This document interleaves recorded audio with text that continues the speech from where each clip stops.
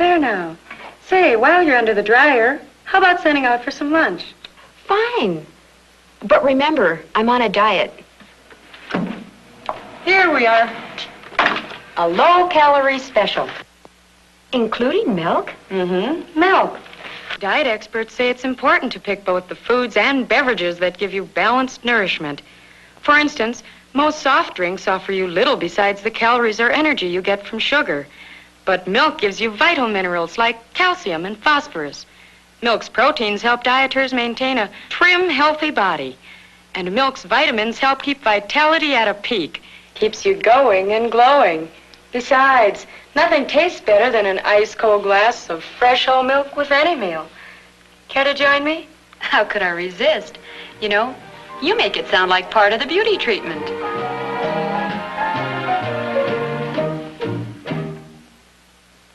Hi, I'm Harriet Nelson. We're going to turn back the clock tonight. Way, way back to 1952. In case you're wondering, it really is David and Ricky. Almost 11 years ago. Come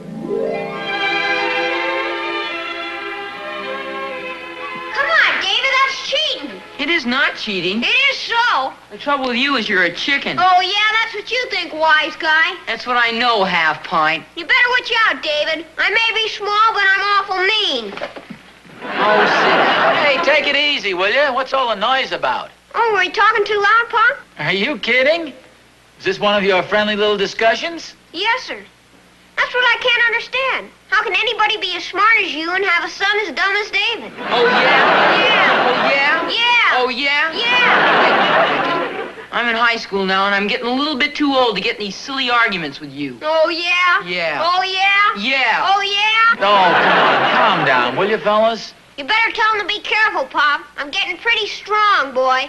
That's a laugh. Oh, yeah? Have you seen my muscles lately? What's the matter? Can't you find them either? Come on, take it easy, will you, guys? Okay, Pop. Ricky has something important he wants to ask you. Who, me? I thought you were going to ask him. We had the elections and you were elected. Yeah, I know. I thought I voted for you. You did, and I won, so you have to ask him. Yeah, well, somebody better ask me or I'll never find out. Come on, David, what is it? Well, we'd like to do our Christmas shopping a little early this year, Pop. Well, that sounds like a fine idea to me. You certainly have my permission for that. Oh, boy. Come on, let's go, David. Wait a minute. You're forgetting the most important part. What's that? We need some money to buy the presents with. That boy, David. I knew you could ask him. I've been framed. Pretty neat job, too, if you ask me. Oh, I don't mess around, boy. Looks like I'm the guy that's been framed. How much is this going to cost me? Oh, don't worry, Pop. It won't cost you anything. Well, there must be a catch to it somewhere. There is. See, we want to work for the money. Well, that sounds like a very commendable idea. You can blame David. I thought if we worked for it, we'd appreciate it more. That's right. That's at least the way I feel. I always appreciate it more if Pop gives it to us. No, David's right, Ricky. Can we do it, Pop? Well, I don't see why not. I think there are lots of little jobs you can do around the house and earn some extra money. What's this? Did I hear you say you were paying for housework now, dear? Well, only for the boys. You see, they want to earn a little extra money for Christmas presents. Well, that sounds like a fine idea. Well, that's not exactly what we meant, Pop. Well, I thought you said you wanted to work and earn some money. We mean a regular job in a store. A regular job? Oh, just on weekends and after school, maybe. A lot of the kids are doing it. Well, I'm sure there are lots of things you could do around the house here. You could help your mother with the chores. Yeah, but we want to make some money. That's what I mean. Yeah, but if Mom doesn't get paid, then it's not fair. Yeah, that's a thought. Just a second. Let's tackle one problem at a time. Where do you guys think you could get a job? And we could work in a store. Oh, I think you guys are a little young for that. And we talked to Mr. Miller at the grocery store, and he said he'd think it over. Oh, I don't see how you'd make much money. If it was an ice cream store, I'd work for nothing, boy. You may have something there. How about it, Pop? What do you say? Well, I don't suppose earning a little Christmas money will do you any harm. Oh, I'm not sure I like the idea they're going out and working in some strange place, though. Oh, don't worry, Mom. We know practically everybody in town. Or at least Ricky does. Really? Sure. When we go to the bakery, the lady always gives him a free cookie. When we go to the drugstore, he gets free bubble gum. He even gets free ice cream at the soda store. Say, you do all right, don't you? Oh, I don't mess around, boy. He knows everybody. He's a regular politician. Can I help it if older women find me attractive? I still think you guys are pretty young to go out and get an actual job. Pop used to work when he was a boy, didn't you, Pop? Well, yes, that's true, David. I'll never forget this one winter. I think it was the coldest winter we ever had. I had this job working Saturdays in a grocery store. I had to trudge 3 miles through the snow just to get there. Did you work afternoons, too? Well, no, it wasn't a regular job, but... See, it seemed in those days we had more snow in the winters, and your Uncle Al and I used to pick up some extra money shoveling snow off people's sidewalks. Never forget this one afternoon we took care of 15 customers. Holy smokes. Well, that sounds like a lot of hard work, boy. Well, if you figure on earning extra Christmas money, you gotta count on a lot of hard work. It's okay with me, Pop, can't we? Well, it's up to you guys. It's all right with me. Gee, thanks, Pop. Well, I want to go on record as saying this is not my idea. Come on, Ricky.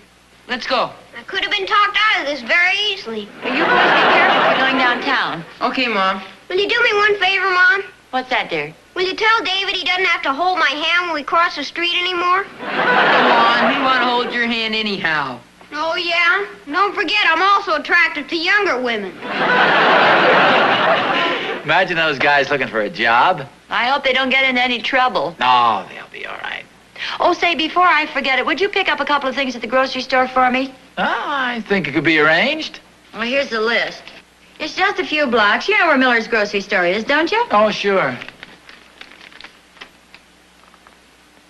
Well, is this a complete list? Just eggs and a pound of butter? No, don't worry about that, dear. I gave Mr. Miller a great big list of things yesterday. They're waiting right there for you to pick them up. Oh, great. Oh, it's not that much. I'd pick them up myself, but I have to go over to Schultz's bakery, and that's in the opposite direction. Besides, you can work up an appetite for lunch. Just a second. You don't care how the groceries get here as long as they arrive in time for dinner, right? Well, no, if you don't feel strong enough, you can take Ricky's bike. Well, that's not a bad idea, but I think I have a better one. Okay, suit yourself. I'll see you later. Miller's Market. Hello, Mr. Miller. This is Mr. Nelson. Oh, hello, Mr. Nelson. Say, do you make deliveries? Oh, sure, especially to our good customers. Well, Mrs. Nelson gave you an order yesterday, and she'd like to add a dozen eggs and a pound of butter. Okay. Yeah. Well, looks like you're having a party or something. No, but we have 2 growing boys, and they sure keep putting it away. Yeah, and fine youngsters they are, too. Oh, thank you. Say, that little fella's a regular card, isn't he? My wife says that all the women are crazy about him. Yes, I know. He told us. As a matter of fact, they were in here to see me just yesterday. Wanted to know if I needed any extra help around the store.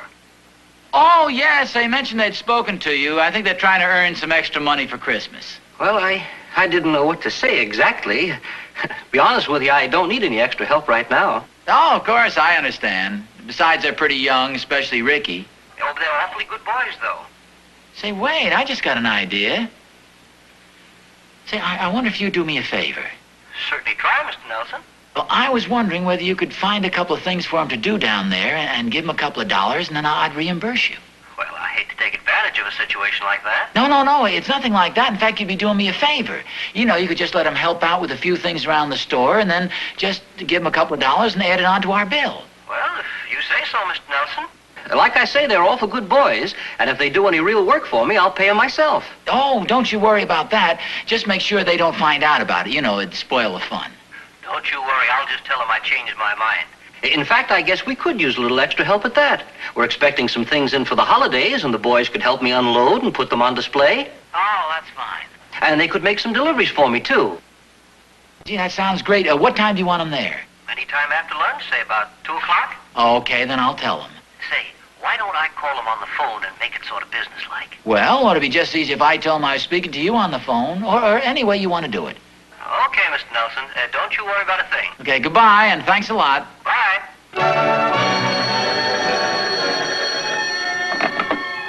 Hello? Yes, just a moment. David, it's for you. Thanks, Mom. Hello? Yes, sir? Yes, sir? Yes, sir. Gee, thanks a lot, sir. Yes, sir, I'm sure we will, sir. Gee, and thanks a lot, sir. Yes, sir. Goodbye, sir. Who was that, the truant officer? Guess what, Pop? Who do you think that was? Well, I would say offhand that was probably one of our local merchants who called to offer the Nelson boys a job. That's right, Pop. How did you guess? Oh, call it a wild guess or a shot in the dark. Say, what is all this? We got a job, Mom. Guess where we're working? Wait a minute, Dave. I think it might be a good idea if you don't tell your mother and me. Just keep it a secret. What for? Well, Well, I mean, I think it's more fun that way. After all, the boys don't have to tell us everything they do, you know. What's all the noise about? We got a job. We start this afternoon. Oh, boy, how much do we make? I don't know. We didn't say. I'm sure you'll be well paid, Ricky. You just worry about doing a good job. I will, Mom. What are we supposed to do, David? I don't know. We'll find out when we get there. What time do you boys have to be there? 2 o'clock. How'd you know, Pop? Oh, well, I figured, it figures. Let's get there at 1 o'clock and pick up some overtime. The man said 2 o'clock. Well, I better get your lunch ready. I don't want you to be late. I wish I knew how much the job paid. Will you please stop discussing money? Okay. Sounds so mercenary. Okay. Big man, lofty principles. Take it easy, will you, guys? I should think you fellas be very happy you've got a job. Oh, I am, Pop. Me too. I was kind of worried there when we were going to get one. Did you think we were going to get one, Pop? Well, yes, I felt pretty confident the moment I heard the phone ring. How come? Oh, I don't mess around, boy.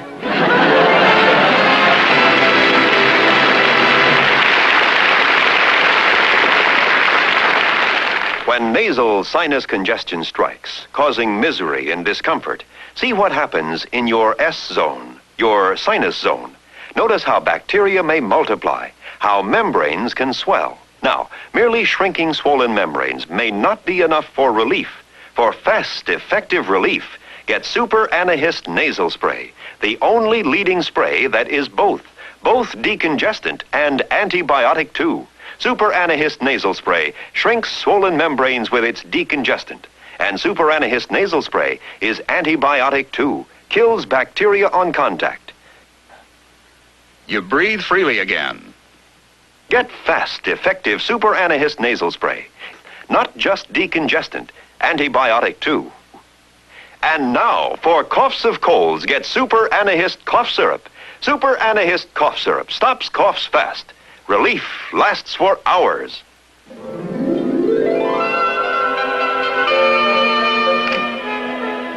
Hi, Oz. Oh, hiya, Thorny. What's up? Planning a trip to the moon? No, I was just looking up at the sky. The weather seems a little threatening today, doesn't it? Yes, it does. Say, not to be changing the subject, but I just saw your 2 young sons heading down the street. They looked like they were in an awful big hurry. Oh, they're pretty important guys today, Thorny. They were going to work. But don't tell me they got a job. Yeah? Yeah, they want to earn a little Christmas money. You know, it's pretty tough for kids to find work these days. Yes, it is. My boy Will's been looking all week. But nobody seems to need a 15-year-old boy who's very good at basketball. Where did David and Ricky finally get their job? Well, there's a bit of a catch to it. See, I phoned Mr. Miller down at the grocery store, and I made arrangements with him to have the kids do a few jobs around the store, and he's going to give them a couple of dollars, and then I'll reimburse him. Hey, that's not bad. Well, I suppose it might be called cheating on the boys a bit, but I think you'll find something for him to do. Oh, sure. There's always a lot of work they can do around a grocery store. Well, I don't want him to do a lot of work. I mean, you know, not lifting big, heavy crates or stuff like that. You better not let him work too much around the frozen foods, Oz, especially in this cold weather. Well, actually, what Mr. Miller will do is send them out with orders for the customers. You know, it keeps them outdoors. It's just like playing, really. Oh, yes, they can do that. Of course, I don't mean the big, heavy orders. They'll lift the smaller, lighter stuff. Oh, sure. But say, for instance, somebody needs an orange or wants a loaf of bread delivered. Well, there are lots of things I can take care of. Sounds like a swell idea to me, Oz. Oh, gee, thanks, Thorny. You know, I offered to give the kids money, but by golly, they turned me down. A lot of kids like to earn their own way. I'll bet they get a big kick out of it. Yep, I remember my boyhood days. Every year I'd go to work just before Christmas. Oh, really? What kind of a job did you get? No job. I'd go to work on my father. No, I wasn't anything like David or Ricky. Is there something wrong, Oz? I just thought I felt a drop of rain. I wonder if it's beginning to sprinkle. Well, it's been threatening all morning. It's kind of a raw, disagreeable day anyway, isn't it? Come to think of it, I don't think the boys brought their raincoats with them, Thorny. Oh, they'll be all right. The store will probably be making a lot of deliveries on a day like this, too. Gee, it's going to be coming down hard in a minute. You don't think Mr. Miller will send them out if it starts to rain, do you? Oh, Oz, don't worry. Besides, the kids love the rain. Well, I'm going to get in the house. I mean, if it becomes really rainy, you don't think Mr. Miller would send him out, do you? Of course not. I mean, you know, a kid can get soaked to the skin on a day like this. Oh, it looks like we're in for a real storm. Wow, here it comes. Yeah. I still have that umbrella I borrowed from you last year. Oh, yeah, that's right. When you find a minute, come on over and get it.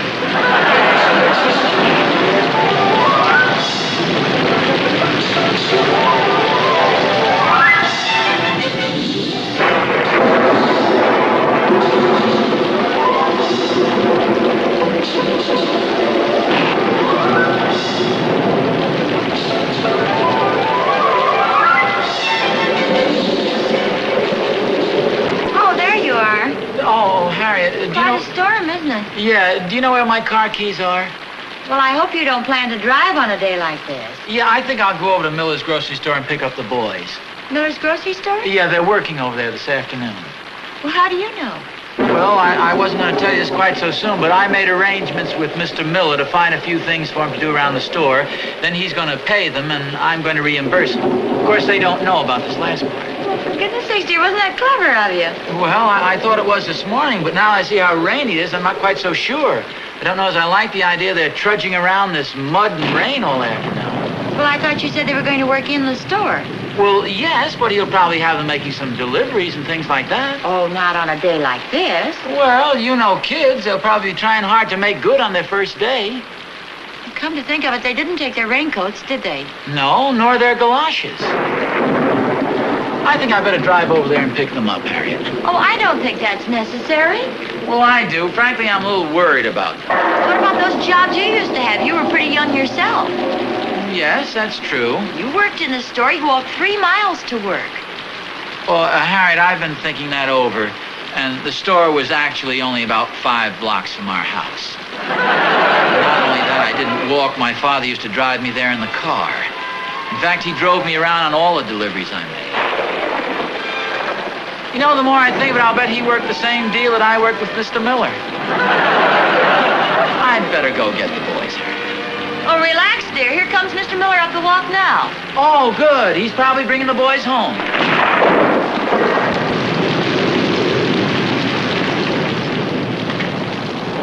Hi, Mr. Miller. Howdy, Mr. Nelson. Hello, Mrs. Nelson. Hello. Sure is coming down, isn't it? Yes, an awful day out. Oh, I better not come in any further. My feet are kind of muddy. Okay, where are the boys? Out in the truck? Oh, yeah, David and Ricky. See, what happened to them? I waited around the store this afternoon. They never did show up. You mean they're not working down your grocery store? I know.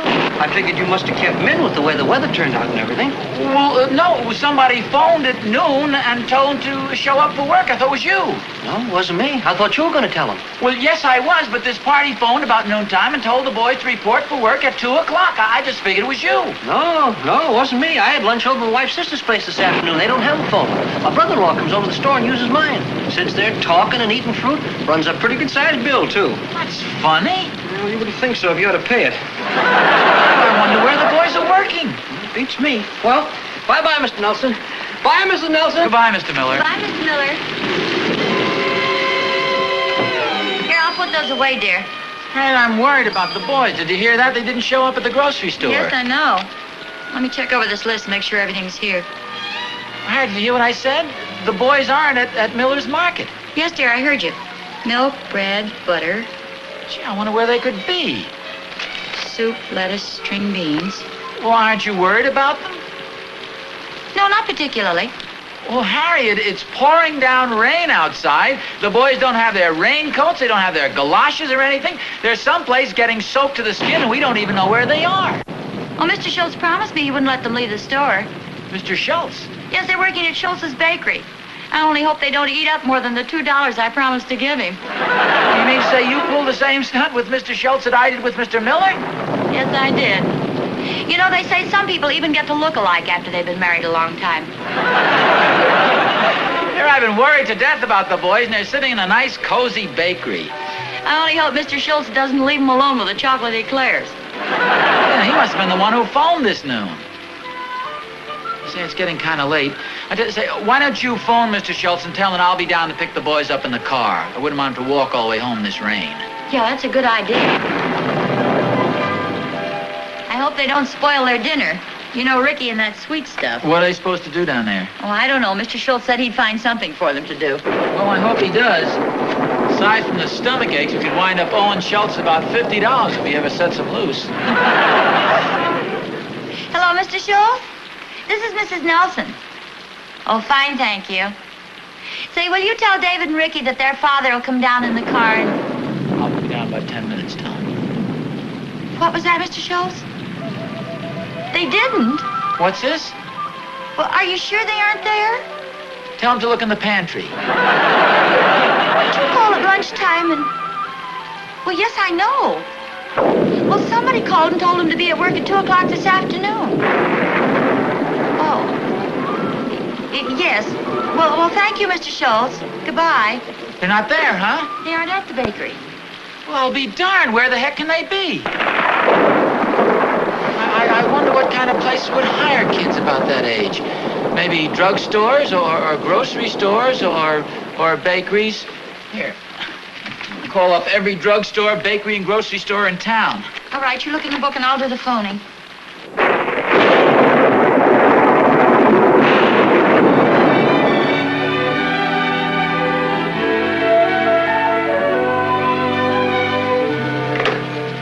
Gee whiz, what do we do now? We called every grocery... Hi, Mom. Oh, boys, where the heck have you been? We've been working, don't you remember? Sure, we told you. Well, yes, but where? The Emporium. The Emporium. The department store? What were you doing down there? We were actors. Actors? Yeah, Ricky and I and 3 other guys. We sat in a big window and watched television. We were better actors than some of the actors we saw. Did you just sit in the window and watch television? Yeah, he gave us each $1. Just think of all the times we watched the Thornberrys television for nothing. Gee, you know, come to think of it, it's a pretty good advertising stunt. Well, you boys are soaking wet. Did you walk home? No, I took a taxi. A taxi? Well, why didn't you phone? I'd have gone down and picked you up in the car. And we tried about 6 times, but the line was always busy. Well, your mother got kind of worried, and she's been phoning around town a little bit to see where you guys were. Gee, it's a shame you had to use up your money in a taxi cab. I still have 50 cents left. And I got a quarter. Oh, well, that doesn't even up. How come you have 50 cents and you only have a quarter? I'm a big tipper. Come on, you guys. Get out of those wet clothes. The man wants us back every Saturday for the next month. You should have seen the audience we had, even in the rain. Ricky started showing off. I did not. I always watch television standing on my head. You say this man wants you back every Saturday for a month? Yes, sir, that's what he said. And all you do is watch television? Yes, sir. And he pays you $1 apiece? Mm-hmm. Gee. I wonder if he could use a slightly older boy. I have a propeller beanie, and we'll travel.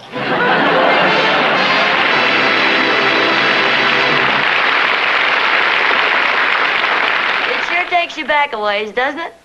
And now, just to bring things up to date, here's Rick, about 11 years later and a couple of feet taller, singing his newest...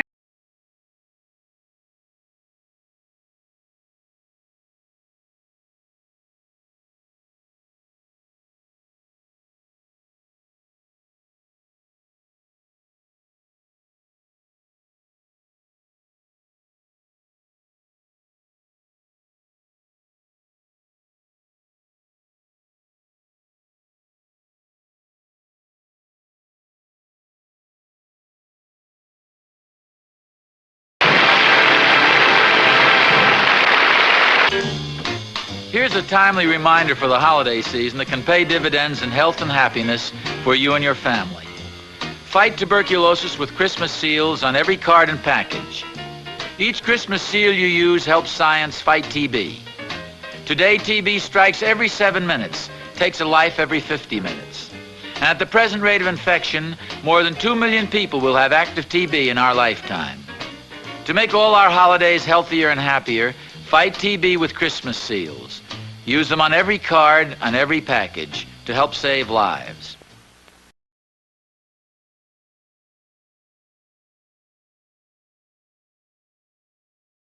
The Adventures of Ozzie and Harriet, starring the entire Nelson family, Ozzie, Harriet, David, and Ricky. Here is Ozzie, who plays the part of Ozzie Nelson. And, of course, his lovely wife, Harriet, as Harriet Nelson. The older of the Nelson boys, David, appears as David Nelson. And his younger brother, the irrepressible Ricky, played by Ricky Nelson. The Nelsons' next-door neighbor, Thorny, is played by Don DeFore.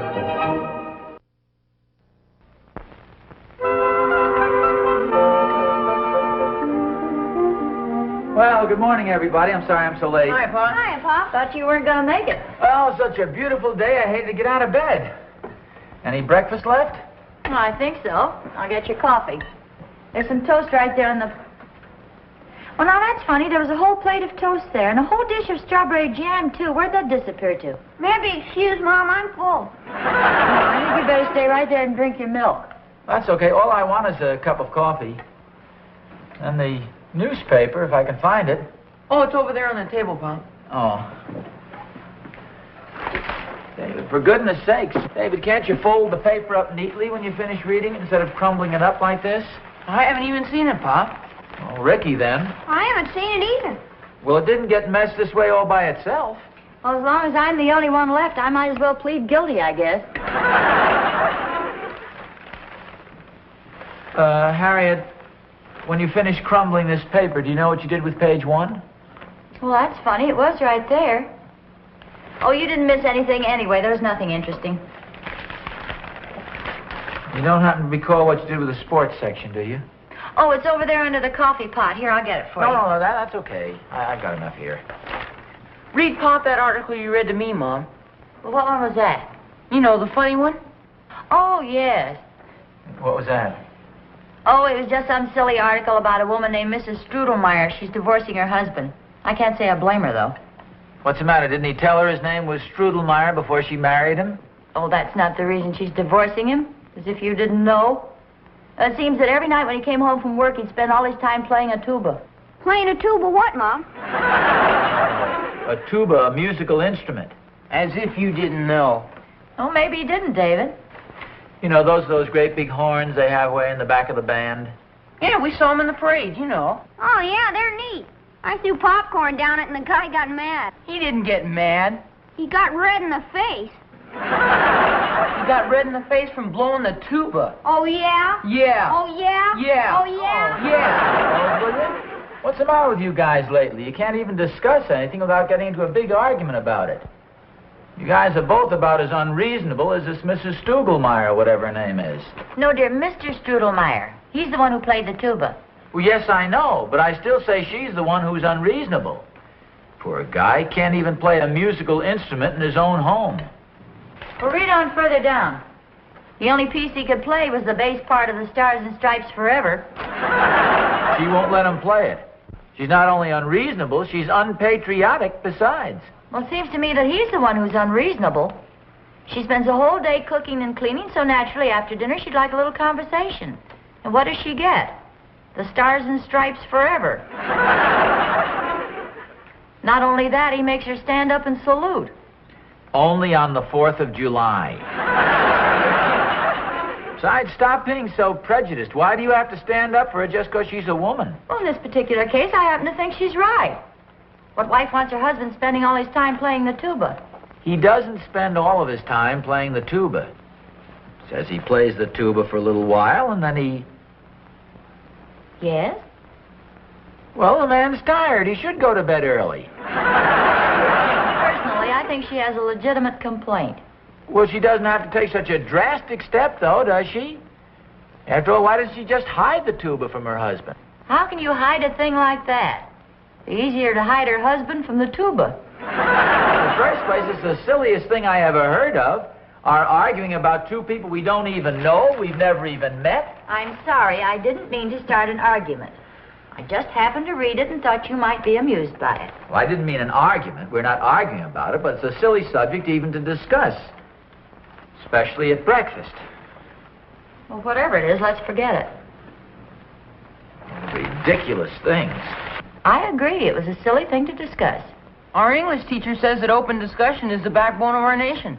Well, that's true, David, if the subject is something sensible. But I mean, just because some idiotic woman won't allow her husband to play a tuba in his own home, that isn't even worthy of discussion. Well, now, how can you say she's an idiotic woman? You don't even know her. Well, there's an old legal term, Harriet, res ipsa loquitur.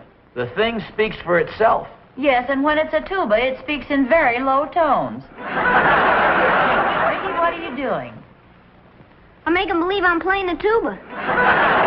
Stop it. You look silly. I'll bet that Mr. Studelmeyer sure looks silly. Now, wait a minute, David. How can you sit there and make a statement like that? You've never even seen the man. There's no legal term. Raise up the locomotive. If you two guys are finished, why don't you go outside and shoot some baskets or something? Heck, I want to stay in here and listen to the argument. Me too. But in the first place, there was no argument. And in the second place, it's all over. Who won? Ricky, stop trying to be funny. Heck, who's trying to be funny? You are, and stop it. You've heard your father say so many times there's no such thing as a child comedian. This coffee is probably stone cold by now. Oh, don't drink that. I'll get you some more. They had some neat stuff on television last night, Dad. Oh, yeah, really swell. What was that? It was a wrestling match. This one guy kept gouging this other guy's eye with his thumb and grinding his heel in his face. Sounds like excellent entertainment. Yeah, they had the dumbest referee, too. Everybody could see it but him. You don't want to take that stuff seriously, Ricky. Was there anything else to look at? Oh, yeah, they had a murder story on. Oh, yeah, that was really good. This man and his wife had an argument, and she poisoned him. She put poison in his coffee. He took one gulp and fell right over dead. Here's your coffee, dear. Drink it while it's hot.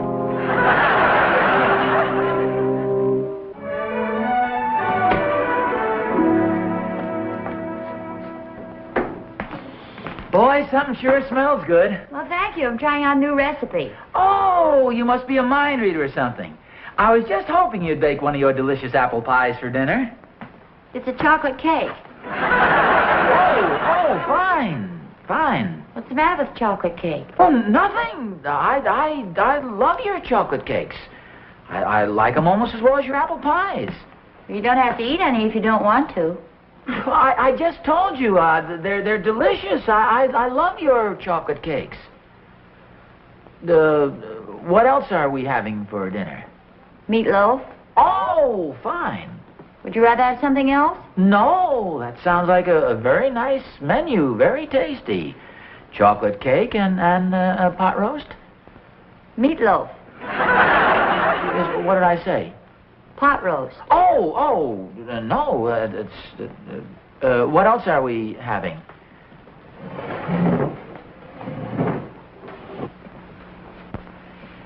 Potatoes.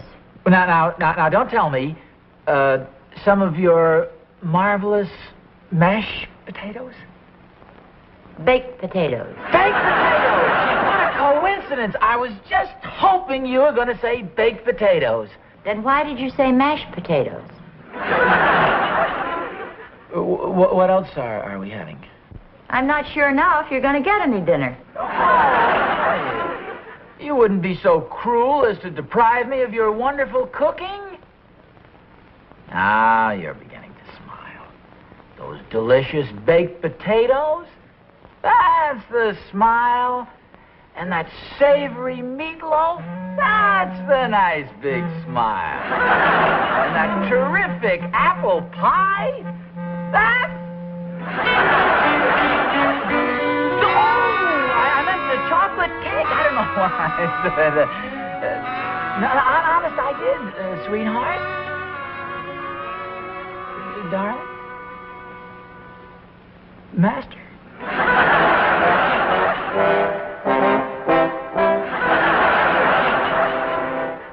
Hi, Mom. Hi, dear. Boy, that cake sure looks good. Well, I just baked it. I hope it tastes good. Oh, David, don't leave your books on the counter. Okay, Mom, just a second. So you're growing up, aren't you, dear? What do you mean? I just noticed these names on your notebook. Elroy Hirsch, Norm Van Brocklin, Bob Waterfield, and Kathy Williams. Who's Kathy Williams? Oh, she's a girl in school. She's very nice, too. She's real pretty. In fact, I think she's about the prettiest girl in school. Well, I'd like to meet her. And so would I. You mean you don't know her? Well, not exactly. But every time she walks past our English class, she smiles at me. That's nice. At least I think it's me. Do you smile back? Heck, every guy in the class smiles back. You mean they all think she's smiling at them? Yeah, everyone except her brother. He thinks we're all crazy. Well, if you think she's so nice, why don't you speak to her? Oh, we have spoken, in a way. Oh? Yeah, the other day in the cafeteria, I happened to be standing behind her in line. And you spoke to her? And she spoke to me. She has a very nice voice. She's a very good speaker. Well, what did she say? She dropped her spoon on my shoe and she said sorry. Wasn't that nice? Oh, yes, very nice. What did you say? I said, that's okay. Well, that was your big chance. I know, I tried to think of something clever. Oh, and you couldn't, huh? No, by the time I finally thought of that's okay, I had to walk clear over to the table to say it. But she sounds like a very nice girl. Well, she is. A lot of girls wouldn't have apologized. You think not? Heck, no, some girls are as bad as boys.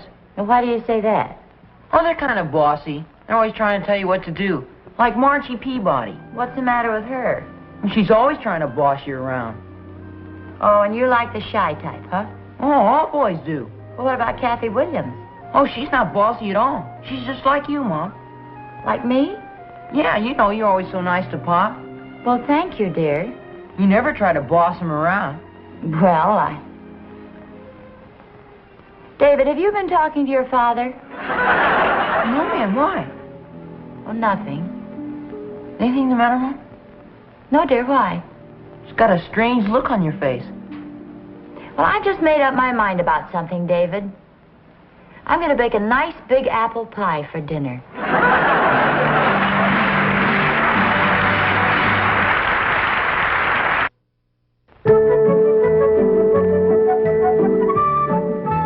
See, here's how the discussion started. This woman, an unreasonable person, Mrs. Strudelmeyer, refused to allow her poor husband to play a tuba in his own home. And the amazing part is that Harriet, who is usually very level-headed, sided in with this unreasonable woman simply because in this case the woman happened to be the man's wife and of the feminine gender. Sounds a little silly, doesn't it? Well, certainly. The whole thing was pointless and silly, just as I said. That's the reason I went into the kitchen a while ago, and I tried to smooth the thing out with Harriet. My whole attitude was conciliatory and apologetic. I figured I should make the first overtures, and Harriet just completely fluffed me off, got pretty darn salty. Well, it's pretty obvious what your trouble is. You just don't know how to handle women. Oh, Thorny. Oz, you may not realize it, but I'm quite a student of psychology, especially when it deals with the intricacies of the feminine mind. Since when did all this happen? Oz, please, do you want me to help you or don't you? Well, I'd like to hear your opinion. Go ahead. All right. Well, then. Now, the way I've got it figured, you're just a little too easygoing. You gotta be a little more masterful. Women like men to get a little tough with them once in a while. Oh, I don't know, Thorny. Oh, Oz, will you believe me? Listen to me. I know what I'm talking about. You can't veto Mother Nature, and this is the way she's got it planned out. Man is supposed to be the dominating force, the masterful one, the head of the household. And believe me, Oz, this is the way the women like it, too. They don't want to boss their husbands around. They like a strong, forceful man. They're the ones that like to be dominated. Now, listen to me, Oz. You've got to go back into the house and assert your rights. Assert yourself. Show Harriet that you're the boss. And believe me, she'll love you for it. By golly, Thorny, I think you have a point there. Come to think of it, I have been acting like sort of a jellyfish recently. Of course I've got a point, Oz. I think I'll follow your advice. I'll see you later, Thorny. Okay, Jelly. I mean, Oz.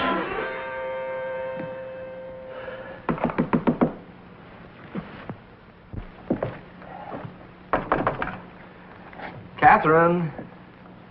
Catherine. I'm finished smoking my pipe. Can I come in the house now, dear?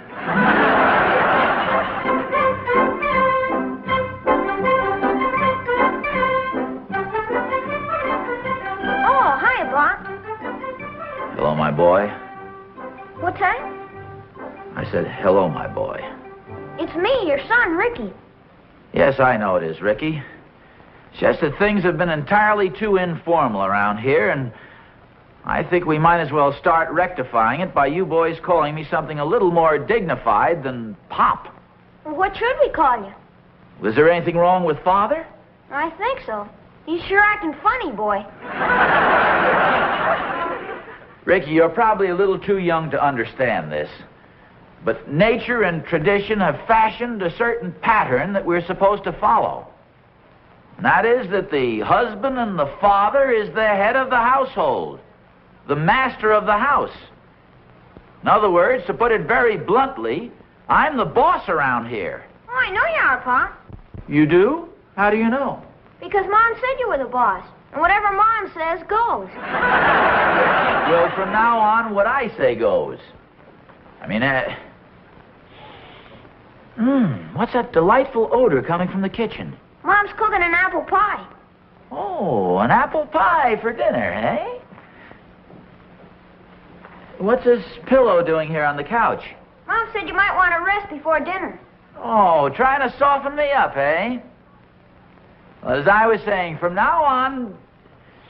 Oh, boy. I think it's gravy or something. It sure smells delicious. Mom's cooking some mashed potatoes for dinner. Oh. Your mother's just trying to confuse me. And it's not gonna work, and she knows darn well it is. Come on, Rick, get washed up for dinner. Okay, Mom. Hello, dear. Oh, Harriet, what the heck is going on around here? Well, nothing's going on. Well, I mean, for one thing, what's the idea of the pillow on the couch? Well, the master of the house should have some rest. The head of the family needs a little relaxation. Oh, Ricky said it was for me. Well, it is. Aren't you the master of the house? Who, me? Yes, you. Oh, yes, of course. When will dinner be ready, woman? Well, when would you like to have it? 15 minutes? The 15 minutes. All right. We can have it sooner if you like. No, 15 minutes will be just about right.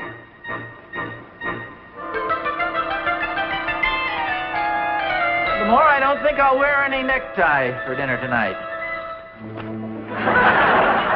Yes, sir. I don't think I'll wear a coat either.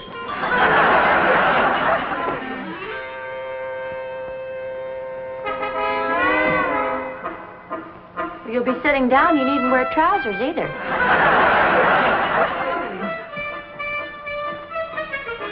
I think I'll relax and read the paper for a while. Oh, wait a minute. I'll get it for you. No, that's all right. I can get it. Well, I'll get you slippers. No, please don't. I'd rather just stretch right out here with my shoes on the couch. Is there anything I can get for you? Not a thing, thank you. Let's see, where's the financial page?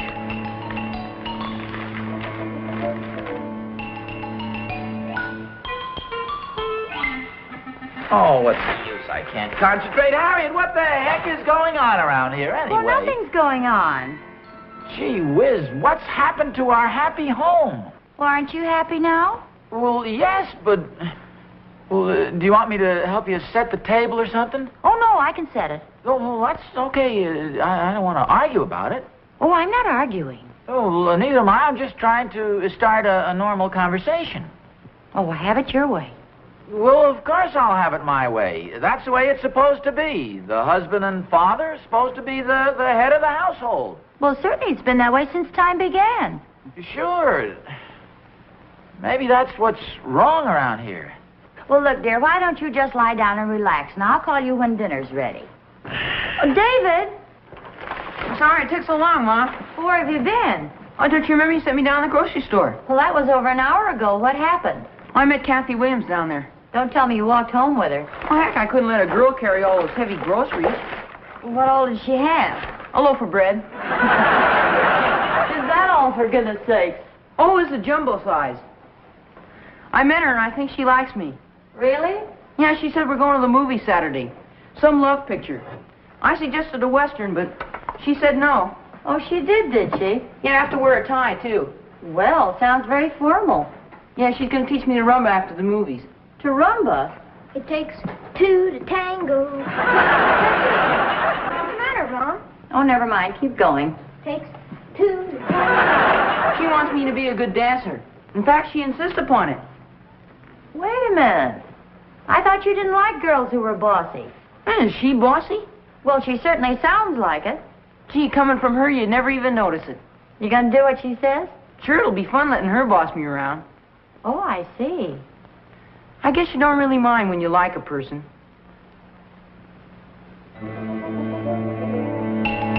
Excuse me a minute, David. Ozzie? Ozzie? Get your feet off the couch and come in here and help me set the table.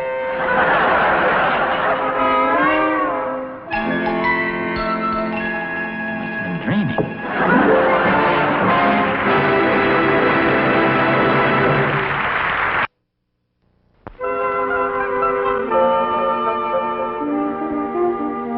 You know, Harriet, the more I think about this Strudelmeyer case, the more I'm definitely convinced that he was wrong. Now, you know, it's funny you should say that because the more I think about it, the more I'm convinced that she was to blame. Poor man. Why shouldn't he play the tuba in his own home? Now, you're just saying that to be diplomatic. I appreciate it, but it was definitely his fault. No, I really mean it. The wife is very inconsiderate. All right, then, it was the wife's fault. We're agreed on that, so let's drop the subject. Do you really think it was her fault? Well, of course not. I just don't want any arguments. Because secretly I think it was his fault. Hey, look at this article in the paper. Harriet, the Strudelmeyers have buried the hatchet. Well, good for them. Who finally gave in? Well, the man, of course. Who else? Is that what it says? Well, not exactly. Well, and how do you know? Well, I'll read it to you. For sale or trade, one tuba slightly battered. Phone Rudolph Strudelmeyer.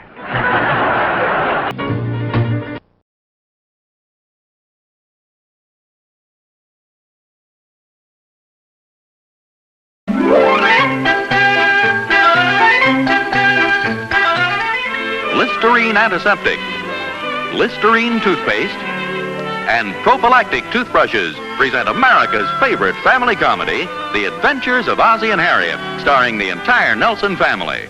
Here is Ozzie, who plays the part of Ozzie Nelson, and of course his lovely wife Harriet as Harriet Nelson. The older of the Nelson boys, David, appears as David Nelson, and his younger brother, the irrepressible Ricky, played by Ricky Nelson. The Nelson's next-door neighbor, Thorny, is played by Don DeFore.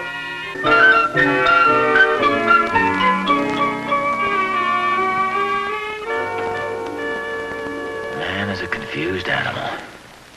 What did you say? Oh, I'm sorry, dear. I didn't notice you walk in. The book salesman finally go? Yes, he did. Very nice young fella, too, Harriet. Very alert, very aware. Alert to what? To the dangers of our modern living. Man is a confused animal.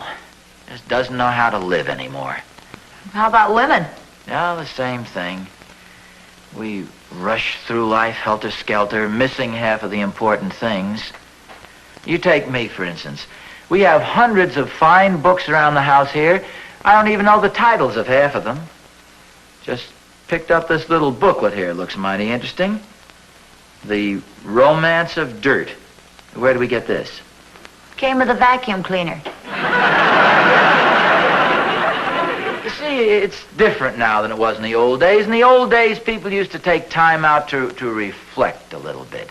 They'd get out under a big tree and browse and commune with nature and think things over. Nowadays, man has lost his intellectual curiosity. It's just as I said before. Man is a confused animal. I thought the book salesman said that. Well, yes, he did, but it's very true, Harriet. You take even in reading, for instance, the kids of nowadays. What chance do they get to become acquainted with really good literature? I mean, they spend their time reading comic books, they look at television, they watch moving pictures, they listen to radio. It's no wonder they're confused. Hi, Thorny. Oh, hi, Oz. Where you been keeping yourself all day? Oh, just browsing through a few books. Ah. You know, Oz, we should do more of this these days. Oh, you're so right, Thorny. It's a dangerous age we're living in. Not like the old days. You know, man had more intellectual curiosity in those days. He learned things for himself. But gee, nowadays, well, he's a confused animal. Evidently stopped by your house, too, huh? Yeah. You know, there's an awful lot of truth in what this guy says, Thorny. I mean, after all, it is a dangerous age we're living in, especially for the kids. I mean, they don't have the advantage of the good, solid, old-fashioned literature that we used to have. Boy, Oz, you're right as rain. Moby Dick, Ivanhoe, Lady of the Lake, poems of Keats, Shelley, Byron. Delightful. Yeah, nowadays the kids have comic books, they have television, they have radio, all those things to keep their minds off the good, solid, old-fashioned stuff. I remember when I was a kid, I used to lie in bed with that flashlight under the blanket. Oh, the hours I spent reading Treasure Island. Oh, really, Oz? Gee, that was my favorite book. No kidding. Yeah, the Rover Boys at Treasure Island. I'm talking about the old classic, Robert Louis Stevenson's Treasure Island. Oh. Besides, the Rover Boys never went to Treasure Island. Oh, no, wait a minute, Oz, you're wrong there. The father got lost there, remember? He was looking for the treasure and... No, Thorny. I've read every Rover Boy book. You've got it confused with Africa. Don't you remember? And besides, it wasn't the father. It was Uncle Randolph. And don't you remember the old sea captain had this mysterious map? Oh, wait a minute, Oz. You're getting all mixed up. Uncle Randolph was back in New York State putting the squeeze on Josiah Crabtree after the squabble about Sam Baxter. Sam Baxter was Dan Baxter, the son of Arnold Baxter, the town scoundrel. Okay, Sam. Yeah, what's the difference? Anyway, it was Arnold who gummed up the Treasure Island expedition.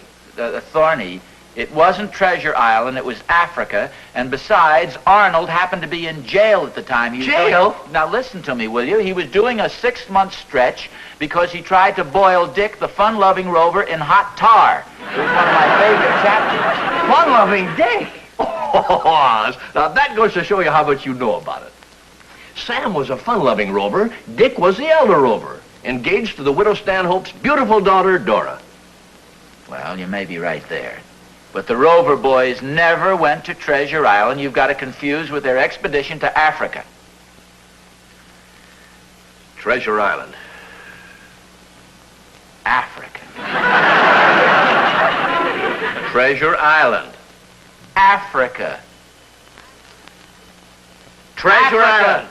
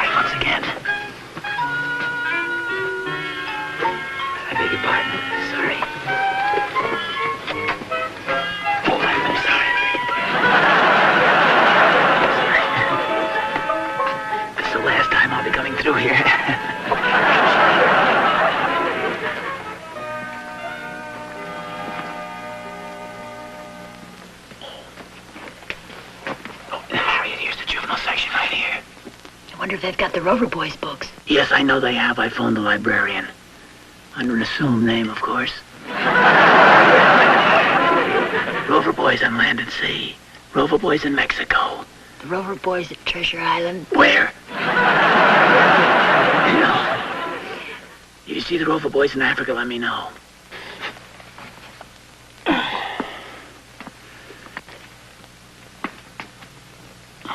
gee. Should have something to stand on around here.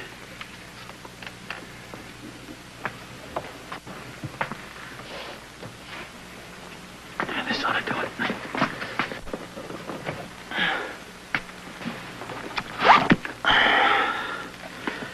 Oh, here it is. Here, give it to me. I'll have the librarian check it out. Okay.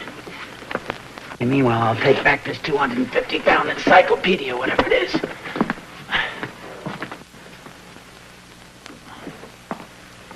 Oh, hello there, Mr. Nelson.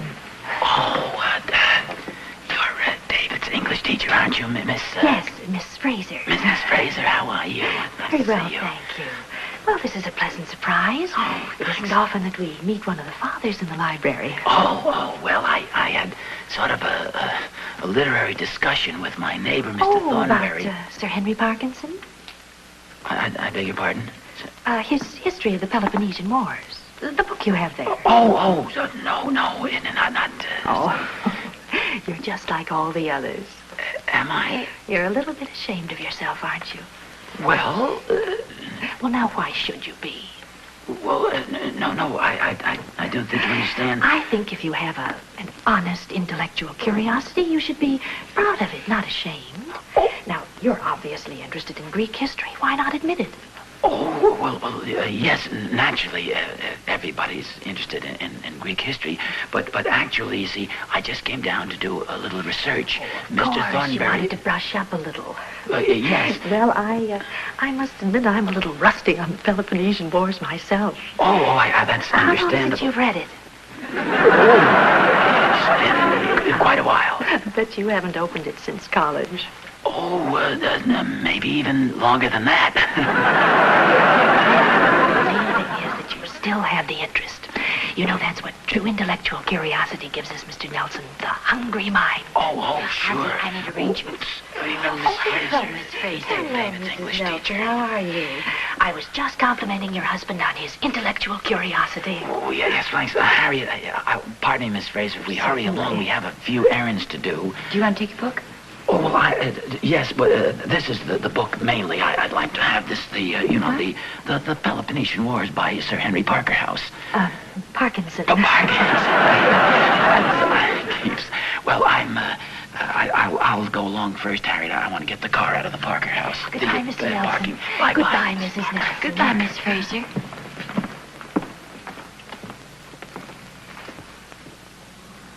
There's no doubt about it. Man is a confused animal.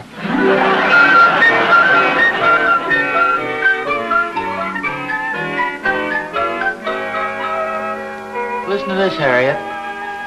The causes of the Peloponnesian Wars are understandably complex in that Patadeia, a Dorian town on the western promontory of Thrace, was induced to revolt with the support of the Macedonian king Perdiccas, formerly an Athenian ally. Imagine that. Yeah. Hello? Mr. Nelson? Yes? This is Miss Fraser. Oh, hello, Miss Fraser. What's on your mind? Well, we've scheduled a PTA discussion tomorrow night at the school on proper books for school children. We thought you might like to appear on the panel with us. Oh, well, I'd be delighted to, Miss Fraser. Oh, good. I was a little afraid, of course, that you might find the subject sort of elementary. Well, of course, it's not my specialty exactly, like Sir Henry. Oh, yes, I know. That's why we had the subject changed. What's that? We're going to discuss the Peloponnesian Wars. I don't think I got that quite clearly. I said we're going to discuss the Peloponnesian Wars. When I told the committee that you were especially interested in Greek history, they simply wouldn't hear of anything else. Oh, well, Miss Fraser, this might be a good time to let you in on a little sort of a joke. Oh, no. Mr. Nelson, you can't get out of it. We're depending on you. With your vast knowledge of the subject, it's going to be an exciting evening. Yeah, especially when you throw me out of the auditorium. We won't feel too bad if you outshine us. No, you don't understand. I understand that modesty must be overcome by firmness. We'll expect you at the school tomorrow night at 8:30. Goodbye, Mr. Nelson.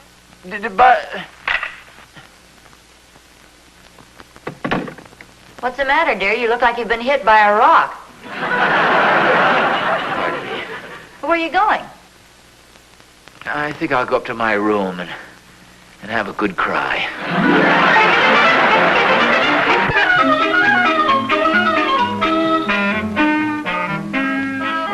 How you doing?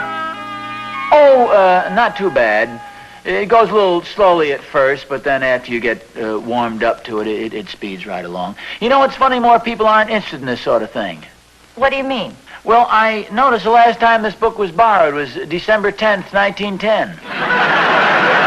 What page are you on? Page 8. Only page 8? Here, listen to this. Reads almost like modern fiction. After Herodotus had resided for some 7 or 8 years in Samos, events occurred in his native city which induced him to return thither. The tyranny of Lygidamus had gone from bad to worse, and at last he was expelled. You know, now, stuff like that, you just can't put the book down.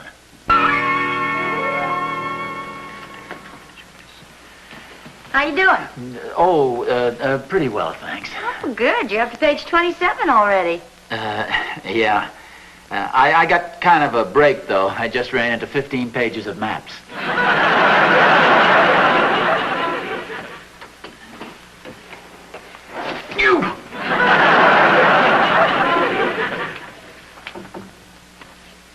So the Spartans sent to Athens no formal declaration of war, but rather sought to create some specious casus belli.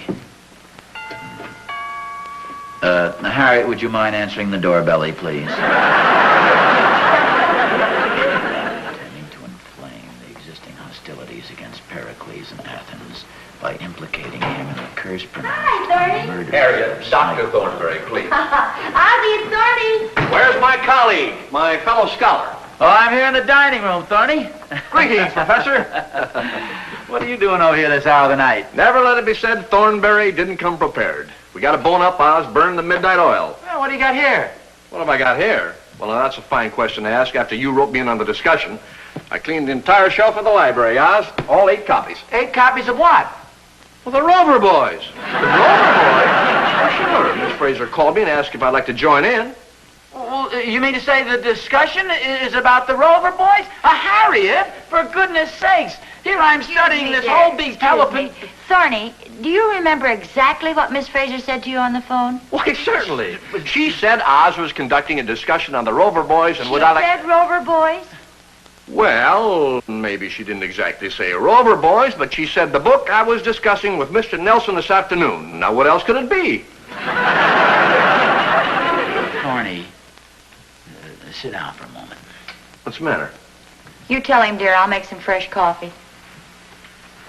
Thorny, my fine old gray-headed friend. I don't have gray hairs. You will. What do you know about the Peloponnesian Wars? I have the layman's knowledge. Absolutely nothing. What's this got to do with the Rover Boys? Thorny, hold on to your hat. The discussion tomorrow night is about the Peloponnesian Wars. Oh, now, wait a minute, Oz. How can anybody say Peloponnesian into one phone and have it come out the other phone, the Rover Boys? Thorny, relax, will you? You're getting panicky. Now, all we have to do is just read through these 4 delightful volumes. So just lean back, take your coat off, and let's get to work. The eye drops are right over there on the buffet.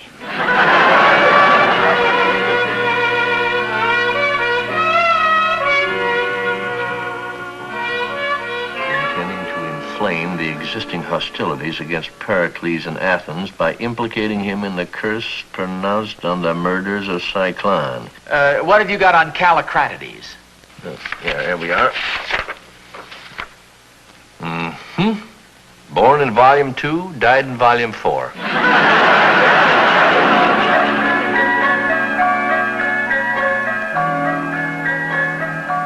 And took another road into the plains of Argus. Oz, that's absolutely right. How do you like that? How you doing, fellas? Oh, hiya, Harriet. Ask us anything reasonable about the Peloponnesian Wars, and we'll give you an answer, just like that. Any reasonable question. Go ahead, ask us one. Okay, who won? That's not a reasonable question. No, wait a minute, Oz. You've got a good point there. We'd better look it up. They might hit us with that tomorrow night. Wait a minute. Would you two stand by for an important announcement? Such as what? Oh, Miss Fraser phoned. The discussion's been called off. What? Oh, what a disappointment. Oh. If I post hard enough, I could talk you into going to the movies? Do you want to go to the movies, Thorny? Oh, now, look, Oz, think of what you're doing. If we left this room, we'd be deserters. Where's your intellectual curiosity? You don't want to go to the show? Why, of course not. I happen to love literature. I have no desire to go to the Bijou tonight. It's a very good picture, Thorny. I know, I've seen it. All this wonderful reading material. You mean to tell me you can leave this? Think of all the adventure that lies between these covers. Harriet, Thorny is absolutely right. My intellectual curiosity and my thirst for good literature far surpasses my desire to go to the movies. Are you serious? Well, of course I am. Shall we begin? All righty. Here you are, Oz. Fine. Suppose you take the Rover Boys on Land and Sea, and I'll read the Rover Boys on Treasure Island.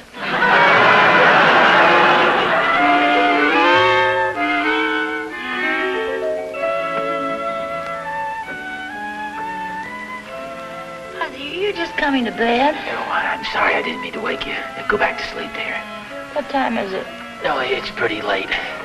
Darn Thorny, I couldn't get him to go home. Oh, look at the clock. It's 4:45. Darn clock with a luminous face. Idea of reading the Rover Boys until almost 5 in the morning. Well, it wasn't my fault. I wanted to quit at 4 o'clock, but Thorny's such a kid. Oh, we settled the argument as to which one is the fun-loving Rover. Well, please tell me so I can go to sleep with a clear mind. Well, see, Thorny said Sam, and I said Dick. And Thorny was wrong. It was Tom. Hello? Hi, Oz. Thorny, what do you want? Well, I'm having a little trouble. Will you put Harriet on? I want her to explain something to Catherine. Well, what's the matter? Well, I don't know, Oz. I keep telling her over and over, but somehow she just won't believe I was up all night with the Rover Boys.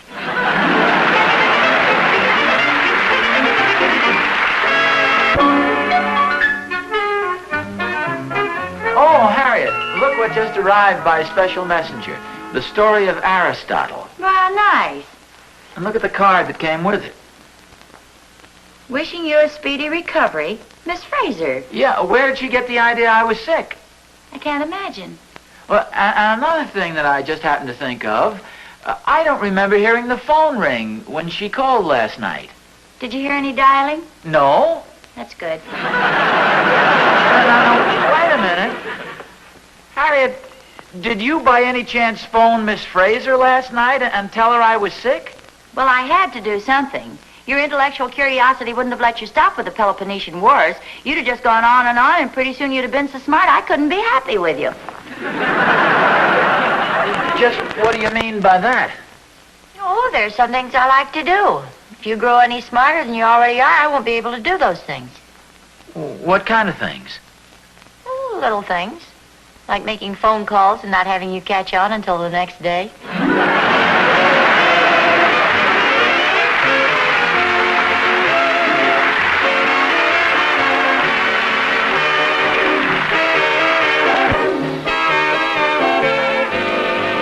Miss Fraser was played by Paula Winslow.